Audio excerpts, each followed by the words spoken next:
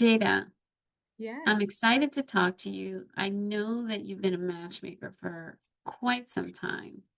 But Hmm. before we jump into what you're doing now as a matchmaker, Yeah. I want to know, how did you get into matchmaking? I'm always curious because what I'm finding as I have these conversations with a lot of matchmakers is there's a similar thread. So what Hmm. made you go into matchmaking and what were you doing before matchmaking? So before matchmaking, I was actually in education. I was a national director for a university. So I traveled, I trained their admissions teams, hired, fired, did all of the corporate hoopla for on the university level. And I've always been obsessed with love and relationships, which anybody that knows me exactly knows that. But even before I knew matchmaking was a career, I was with a friend and she's like, you know what? You are always matching people. I think it was more of like an intuition type of deal with me and just getting friends in my circle connected. And she said, have you ever thought about becoming a matchmaker as a career? Now, mind you, this was like 12, 13 years ago. So I didn't even think of it being a path that I would take. And I hadn't really thought about it. I did some research and looked into it. I started looking into the profession itself and realized, wait, people actually do do this. People actually hire people to do this. It's a real thing. And here I am, I think over a decade later. You don't grow up, at least in my experience, I didn't grow up saying one day I'm going to be a matchmaker.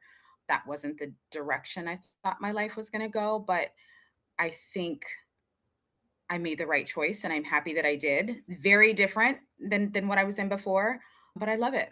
I absolutely love it. The diversity of backgrounds of the people that go into this industry is just amazing to me. And Yeah. most people stumble on this career like, oh, I didn't know you could do that. And this is Yeah. part of the reason why we're having these conversations, because I think it's important for people to know and understand that this is a viable career. Now, Yeah. when you went into matchmaking, you went to work for other companies? Yes. So I started at a large, I'm fairly certain they're global at this point. I was with It's Just Lunch for, I don't know, maybe 6.5 years. Mhm. Worked in their DC office, then went to more boutique style matchmaking firms. Then, gosh, 4 years ago, Arlene, can you believe it? 4 years ago, I started my company and you were the first person that I called. Do you remember that? I So it's been do. 4 years that I've been on my own. And I mean, like I said, I love it. It's a lot of hard work that goes into it, but I absolutely, absolutely love it.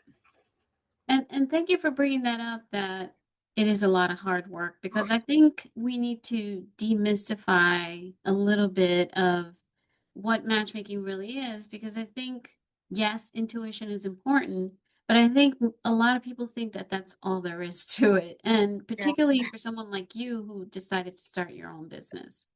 Yeah. Yeah. There's a couple things that I learned just doing it on my own. Also, just working with companies, smaller boutique firms, I think there's things I picked up from them as well along the way.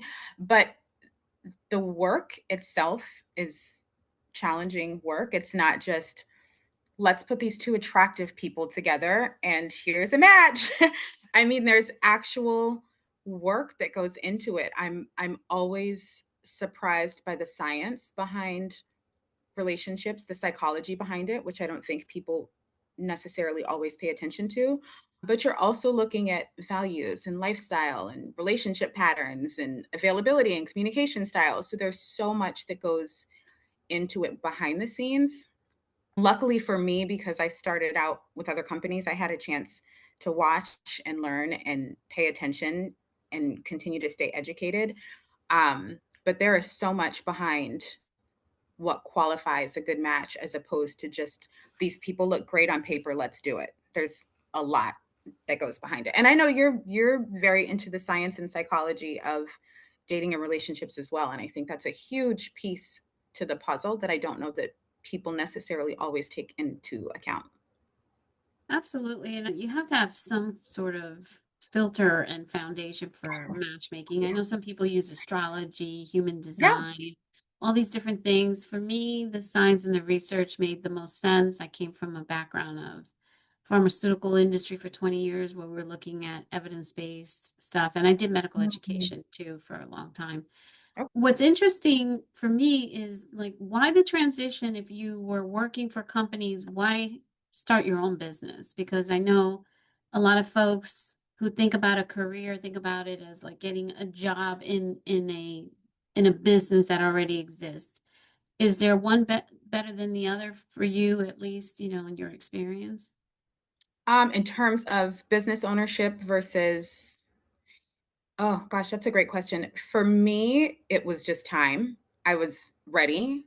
I paid attention. I watched everything. Now I say I was ready, but when I got into the space of being a solopreneur, I thought I was ready.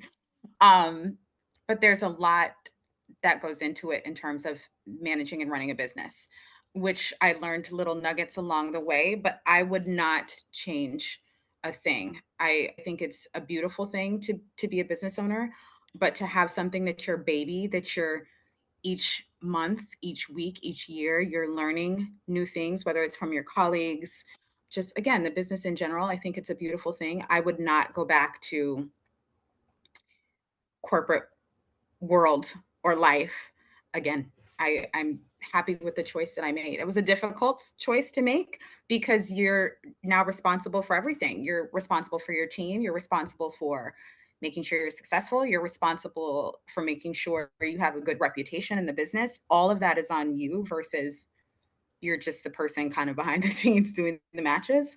But I would not change it for the world. Yeah, I love it too, and I think most people that I've spoken to who have gone into it and started their own business have never looked back. Yeah. And yes, it requires a lot of effort. What were some of the surprises that you found when you started your own Hmm. business that you weren't expecting in the matchmaking world? Gosh, I think one of the biggest lessons that I've learned that I wasn't necessarily expecting is that, well, let me back up. Dating changes, which we know that dating changes. The way people meet changes. I definitely was not expecting the surge of AI because that's changed a lot of how we match and it's changed a lot of our business.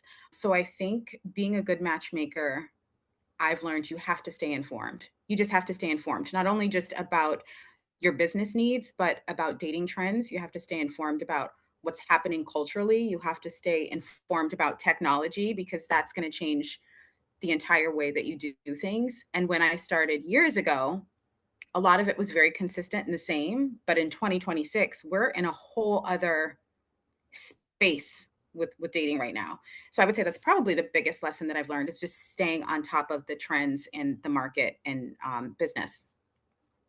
I love that you said that because my saying is always you can't set it and forget it. There's nothing in Oh, business. that's a good one. Yeah, and I mean everything, your contracts, your Yeah. documents, your process, the way you communicate with people, it's constantly changing and we monitor at the IMC board, we monitor Mm, regulations and people would be shocked to know how quickly things change and I try it's to crazy. keep up with all of that and share that information with the community. What would you say to someone who's actually considering going into matchmaking? Like, what are the things that you feel are good qualifiers for saying, you know what, I think I'd be great at matchmaking? I feel that people have this perception that, again, it's just intuition, and it's Mhm. not. Of course, there's that piece that we can't control, which is chemistry. But I would recommend staying evolved in everything that you do. I would also recommend that people go through a program. I think it's important to be educated on the business. It's important to be educated on the legalities of everything. It's important to be educated on different cities, states, laws. Everything is different. So I think the first thing I would recommend is get in a class such as yours. Oh, thank you for saying. To really, really be familiar with what the big picture looks like.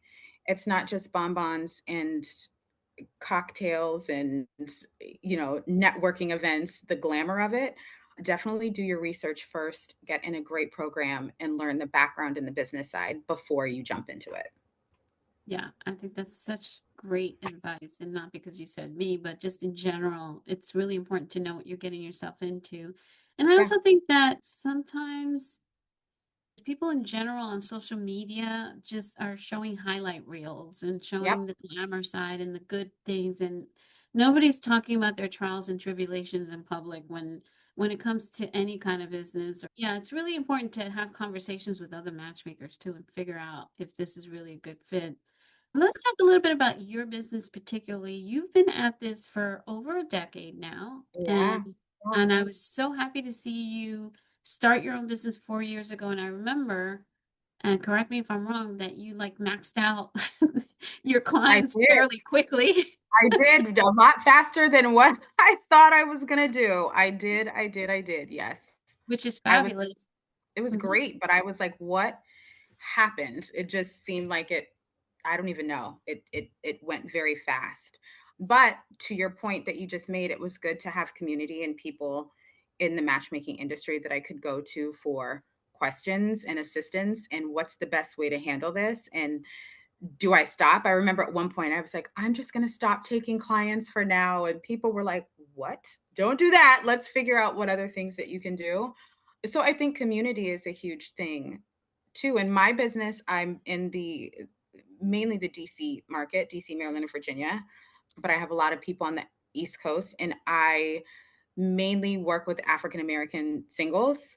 And it just went so fast. I don't even know how it happened. I think the majority of my business at that time came from LinkedIn because I was doing so much on LinkedIn, but it was very helpful to have peers and people I could go to walk me through like how to make it successful and not fail in my first year of business. Yeah, and are you strictly working with African American daters, or are you working with just people of color? Let's break that down a little bit more because most people don't realize that in the matchmaking field, a lot of matchmakers have niches, which is Mhm. really important for the dater to find the right matchmaker so that they can have more success faster. I mean, we can't guarantee success, but having someone who already has a database that's built around a particular niche makes the relationship better, also the cultural competency that comes with it. So Mhm. let's define a little bit further exactly the kind of daters that you're working with. So it's people of color, Okay. all races, all people of color. In terms of age range, it's definitely fluctuated. My youngest client right now is 28. I think that's the youngest I've taken since I started my business. And my oldest is actually 70. But it's not solely matchmaking. So I do some coaching and relationship readiness as well so that they're ready to get into a wonderful relationship. But for me, the majority of people I work with are people of color. I think that's wonderful. And so primarily DMV and Mhm. the East Coast. I wasn't sure if you had changed now. Now, are you still a solopreneur or are you now working with a team to help support your clients? I have recruiters. I've got 2 amazing recruiters and myself doing the matchmaking. So I'm branching out. I'm looking for, I guess you'd call him like a concierge. I don't necessarily want to say an assistant, but I'm looking for someone right now to add to my team in terms of administrative support. So I'm growing, which is exciting because years ago I would have never thought this is where I would be. My business is growing and I'm excited for that. And you know what's wonderful about that is that if somebody goes to your company, which is Flirting which with you Forever.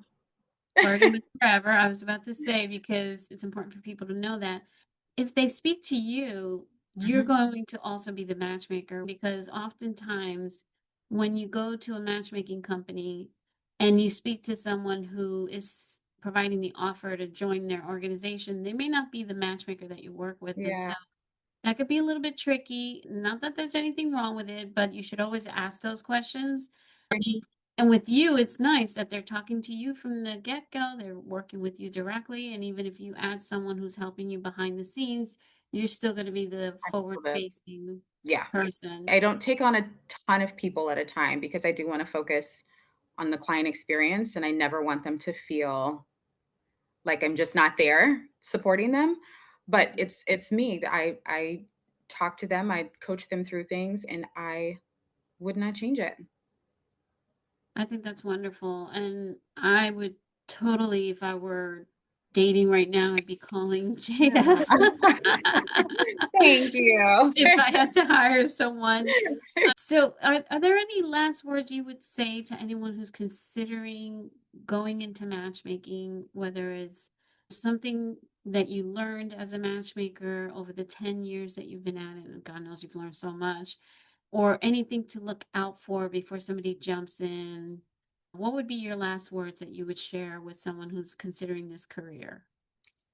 I honestly, anyone that asks me about being a matchmaker, I always say you have got to be educated. You have got to be educated on the business, not just business sense is great, but matchmaking, people have a vision of their head, I think, of what they believe it to be.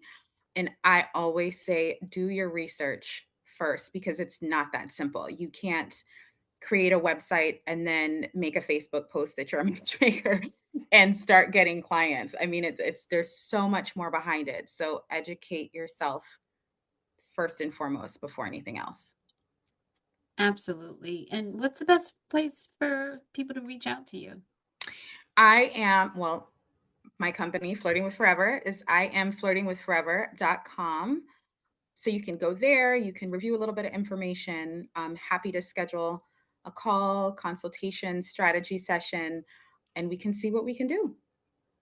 Excellent. And I know you live on LinkedIn just like I do because I I see sure you. do.